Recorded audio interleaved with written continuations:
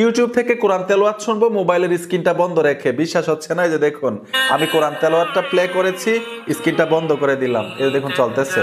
ঠিক এরকম ভাবে শুধু কোরআন তেলাওয়াত না ভাই, গজল শুনতে পারবেন, ওয়াজ শুনতে পারবেন। আমি জানি আপনারা অনেকেই পাগল হয়ে আছেন এই সেটিংসটার জন্য। এই যে দেখুন স্ক্রিনটা বন্ধ, আমার ইউটিউব চলতেছে। আসেন শিখে আসি কিভাবে মোবাইলের স্ক্রিন বন্ধ রেখে ইউটিউবে গজল শুনবেন, কোরআন তেলাওয়াত শুনবেন এবং ওয়াজ শুনবেন। এর জন্য আপনার মোবাইলে ছোট্ট একটা অ্যাপ্লিকেশন লাগবে। গুগল প্লে স্টোরে চলে আসবেন, সার্চ বক্সে লিখতে হবে ব্ল্যাক স্ক্রিন। এখান থেকে ইনস্টল করে নেবেন। অ্যাপ্লিকেশনটা ইনস্টল করার পরে ওপেনে ট্যাপ দিবেন। ট্যাপ দেওয়ার সাথে সাথে নিচে দেখুন স্টার্ট লেখা আছে, আপনারা স্টার্টে চলে আসবেন। এই দেখুন স্টার্টে ট্যাপ দিলাম। এখান থেকে পারমিশন দিতে হবে, ব্ল্যাক স্ক্রিন যে অ্যাপটা আছে পারমিশন দিয়ে দিবেন।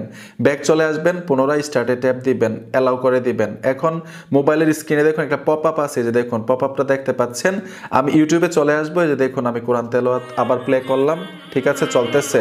এখন এই কোরআন তেলাওয়াত শুনবো আমি, স্ক্রিনটা বন্ধ থাকবে। যে দেখুন আপনাদেরকে প্র্যাকটিক্যাল দেখাইলাম। ঠিক এরকম ভাবে যখন পপ আপটা থাকবে, এই যে পপ আপটা থাকবে, আপনি গজল শুনতে পারবেন, কোরআন তেলাওয়াত শুনতে পারবেন। শুধু টাচ করবেন, স্ক্রিন এরকম ভাবে ব্ল্যাক হয়ে যাবে।